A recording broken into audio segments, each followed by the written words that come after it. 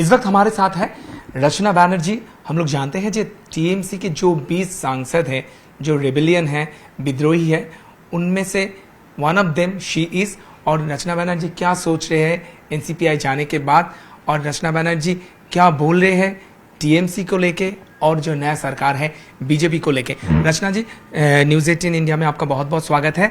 और जो पूछना चाहेंगे सबसे पहले, जे सब बता रहे ममता बनर्जी आपको टीएमसी में लाई, आप जीते भी हैं, मगर उस ममता बनर्जी के जो पार्टी है टीएमसी, उसको छोड़ के अभी आप लोग एनसीपीआई में चले गए, कारण क्या है?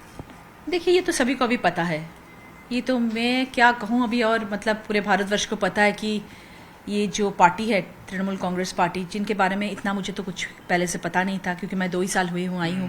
I am a film star, मैं 25 साल से फिल्मों में काम कर रही हूँ। पर 2 साल पहले दीदी ने मुझे रिक्वेस्ट किया कि आपको चाहिए मुझे, और हुगली से आपको खड़ा होना है और आपको जिता के लेके आना है वो सीट। उनको चाहिए था एक फिल्म स्टार की फेस, क्योंकि टफ सीट था वो, because a senior BJP MP was there that time, Locket Chatterjee. तो उनके साथ मुझे उन्होंने खड़ा कर दिया और उन्होंने कहा कि तुमको उसको वो सीट मुझे चाहिए, उसको जिता के लेके आना है। तो पहले तो मैं झिझक रही थी कि नहीं, मुझे राजनीति में नहीं आना है। मैं बहुत खुश हूँ अपने जगह में, मैं फिल्मों में काम करती हूँ, मैं अपने बिजनेस को लेके बहुत बिजी हूँ, मुझे छोड़ दीजिए दीदी। पर दीदी ने कहा नहीं, तुम पे भरोसा है, तुम आ जाओ। पर दीदी को ना बोलना बहुत मुश्किल था, और फिर मैं आ गई टीएमसी में, और जीती भी। जितने 7 कॉन्स्टिट्यूंसी के लोग थे वहाँ पे, वो लोग भरोसा किए मुझ पे और मुझे वोट दे के जिताए। बस जीतने के बाद मुझे यही लगा था कि चलो अभी जीत के आए हैं तो मतलब वैसे तो कुछ लेना देना है नहीं, पर जब जीत के आए हैं और एमपी हूँ, सांसद हूँ, तो ये 5 साल जो है मेरे पास, मैं एमपी लैड बोलो या फिर लोगों के लिए कुछ अच्छे काम बोलो, प्रोजेक्ट्स, अच्छे प्रोजेक्ट्स जो होते हैं जिसको अगर हम बना के देंगे कॉन्स्टिट्यूंसी में, तो लोग अच्छे सोचेंगे और उन लोगों के लिए काम पे भी आ जाएगा। तो ये सोच के मैंने सोचा कि चलो ठीक है, अच्छा काम करते हैं। पर वो काम करना जब मैंने स्टार्ट किया तो बहुत सारी रुकावटें आने लगी from different MLAs, and somehow I was not comfortable with the whole thing. कुछ ना कुछ होता रहा। From the party also, I did not get full support from the party for doing good work. हमेशा मुझे पूछना पड़ता था, हमेशा मुझे जब रोका जाता था तो मैं जब दीदी को पूछती थी, दीदी मैं क्या करूं, मुझे क्या करना चाहिए, तो I never used to get any good positive response from her.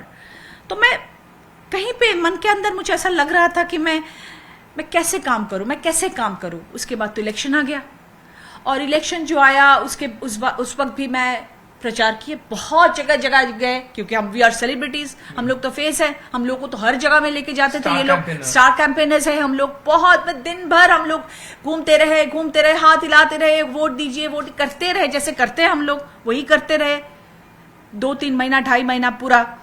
पर इस बार वोट तो नहीं आया।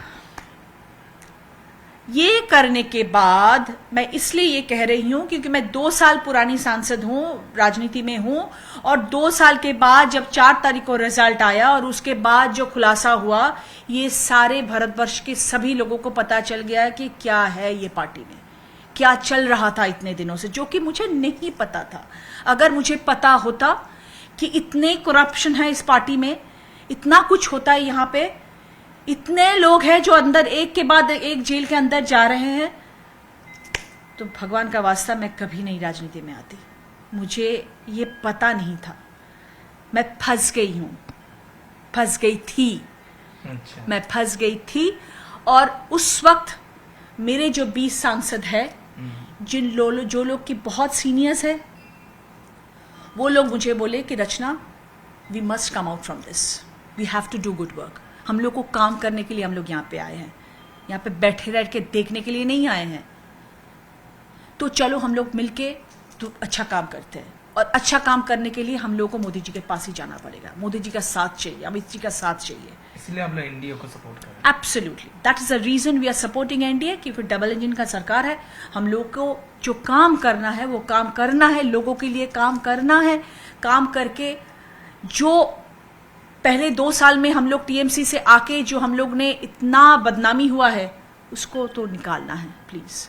वो कैसे निकालेंगे? वो ऐसे ही निकालेंगे भाई, हम लोग जो चोरी करने के लिए नहीं आए हैं, अच्छा काम करके जाएंगे कि आगे पिछले 15 साल 20 साल आप लोग बोले कि हाँ ये काम हुआ है और हमारे सांसद ने करके गए हैं।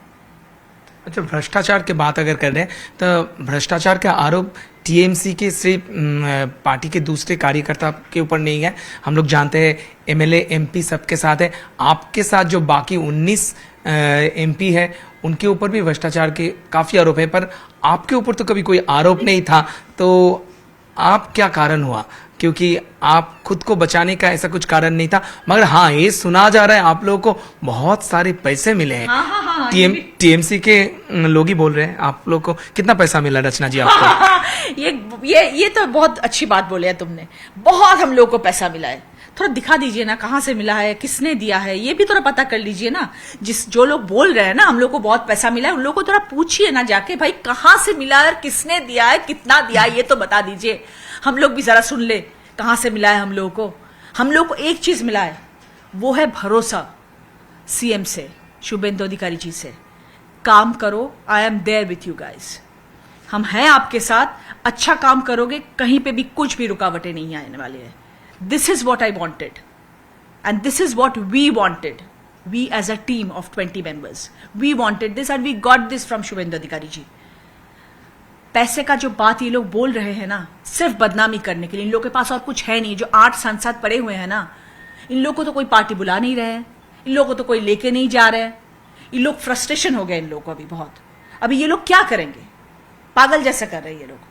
तो 8 सांसद की जब आप बात बोल रहे हैं, जो बाकी पड़े हुए हैं, उनमें तो महुआ मोइत्रो, कल्याण बैनर्जी, ये लोग आपको लेके बहुत उछल रहे हैं, आपको लेके बहुत सारे कमेंट कर रहे हैं। ड्यू टू रेस्पेक्ट ऑल कल्याण बैनर्जी, ऐसे लैंग्वेज में आपको क्या बोले अटैक कर रहे हैं। सिर्फ मुझे नहीं, आप कैसे देख रहे हैं? ये जो कल्याण बैनर्जी है ना, इनको पता ही नहीं है कि औरत को किस तरह से रेस्पेक्ट किया जाता है, किस तरह से बातें किया जाता है, उन लोगों को कैसे एड्रेस किया जाता है, ये उनको पता ही नहीं है। ही डजंट नो दिस, क्योंकि पार्लियामेंट के अंदर,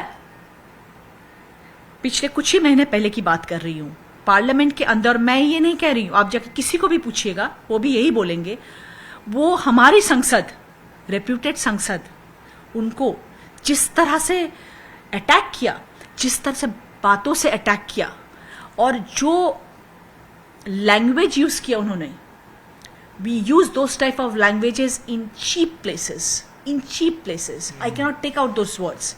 क्यों? वो जब चिल्ला रहे थे और ऐसे बोल रहे थे किसी एक सांसद को, एक औरत को, बाकी स्टेट के एमपीज आके पकड़ रहे हैं उनको और बोल रहे हैं प्लीज आप आपके पार्टी को इतना बेइज्जत मत कीजिए, ऐसे मत बोलिए किसी को, she is a lady, don't speak like this. This is what his character is. This is how he speaks. This is how he attacks. और वही सांसद, जो सांसद को गाली दिए हैं, दोनों और पार्लियामेंट के अंदर से गाड़ी से निकल रहे हैं। ये भी हम लोग देख रहे हैं अभी। ये लोग नीति की बात कर रहे हैं।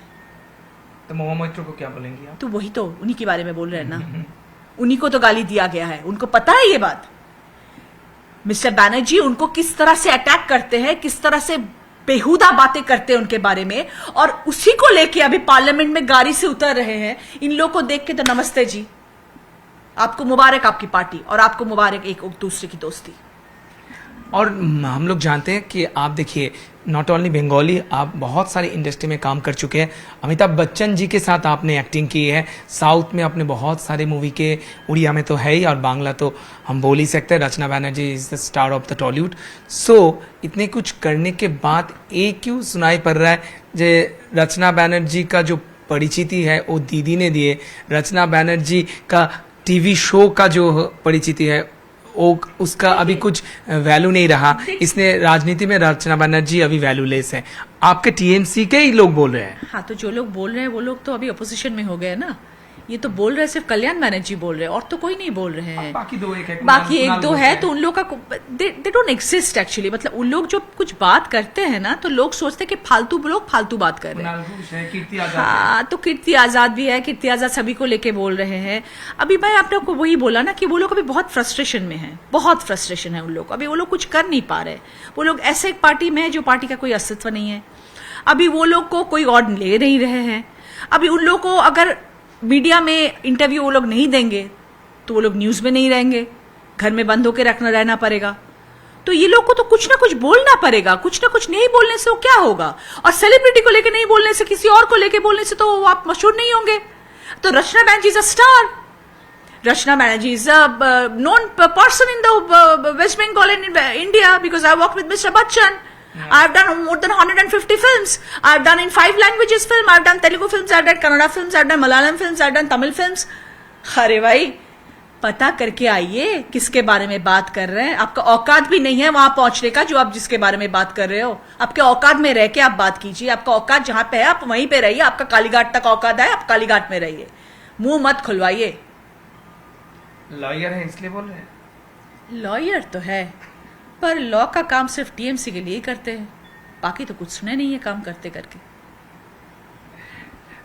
लास्टली जो आपसे पूछना चाहेंगे कि डबल इंजन सरकार है, आप लोग भी एनडीए को सपोर्ट कर रहे हैं पार्लियामेंट में, तो नया सरकार का जो अभी पश्चिम बंगाल में नया सरकार आया है, नया सरकार को आप क्या बताना चाहेंगे या आप कैसे देख रहे हैं? और वेस्ट बंगाल का ये जो परिवर्तन है इसको रचना बैनर्जी किस सिरे से देख रही है? फिंगर्स क्रॉस्ड, परिवर्तन जो है वो बहुत पॉजिटिव है। We are expecting the best. हम लोग चाहते हैं कि बहुत अच्छे से हो सब कुछ, जो कि पिछले 50 साल से नहीं हुआ, क्योंकि डबल इंजन सरकार है। सेंट्रल की जो पावर में है, प्राइम मिनिस्टर जी है, होम मिनिस्टर जी है, वो लोग हम लोग के साथ है। तो पश्चिम बंगाल के साथ है वो लोग, और वो लोग चाहते हैं कि इम्प्रूवमेंट हो, डेवलपमेंट हो, यहाँ पे नौकरी आए, यहाँ पे फैक्ट्रीज आए, यहाँ पे डेवलपमेंट हो, यहाँ पे ऑफिसेज आए, यहाँ पे काम हो, और वो होने वाला है। हम लोग जितना जानते हैं शुभेंदु अधिकारी जी से आपका फोन में बात भी हुआ। जी जी जी जी बिल्कुल बात हुआ है, और उन्होंने मुझे, सिर्फ मुझे नहीं, हमें सब सांसदों को उन्होंने कहा है कि आप बेफिक्र होकर काम कीजिए। हमारी तरफ से जितना आप लोगों को हेल्प करना है, सहयोगिता करना है, हम लोग करेंगे। इंटरव्यू खत्म करेंगे, जस्ट 2 वर्ड आप बताएंगे दोनों के बारे में। फर्स्ट, शुभेंदु अधिकारी को क्या बोलेंगे और ममता बनर्जी को क्या बोलेंगे? शुभेंदु अधिकारी जी को तो यही बोलेंगे कि आगे का 5 साल हम लोग बहुत बहुत उम्मीद लेके हैं आपके ऊपर, और हम लोग we are all looking towards you, and हम चाहते हैं कि आप सचमुच अच्छा काम करके सबका मन जीत लीजिए। यही हम चाहते हैं। और दीदी को हम यही बोलेंगे कि दीदी, I will be ever ever grateful to you कि आप मुझे पॉलिटिक्स में लेके आए हैं, और आपके ऊपर रिस्पेक्ट है। ये तो कभी कब ख़त्म हो ही नहीं सकता, ये तो हम कभी बोल भी नहीं सकते, और आपके बारे में कभी कुछ बुरे शब्द बोल भी नहीं पाएंगे। आप सुस्त रहिए, आप अच्छे रहिए, आपका तबीयत ठीक रहे, यही हम चाहते हैं। और ममता बनर्जी को, शुभेंदु अधिकारी को आपने वार्ता दिए हैं, बट लास्टली आप ये दर्शकों को ज़रूर बताएंगे कि आप अपना जो टेन्योर है कंप्लीट करेंगे, मतलब रचना बैनर्जी किसी भी बहकावे में आके रिजाइन नहीं करेंगे। बिल्कुल नहीं। क्यों बहकावे में आए? कौन बेकार है? हम लोगों को जो बेकार है उन लोगों का कुछ अस्तित्व ही नहीं है। वो लोग क्या बोल रहे हैं? वो लोग फालतू बात करने से थोड़ी कोई सुनेगा। हम लोग नहीं सुनने वाले हैं। रिजाइन नहीं करेंगे। बिल्कुल, क्यों रिजाइन करेंगे? हम लोग को पब्लिक ने जिता के लेके आए, पब्लिक का काम करेंगे, 29 में सोचेंगे।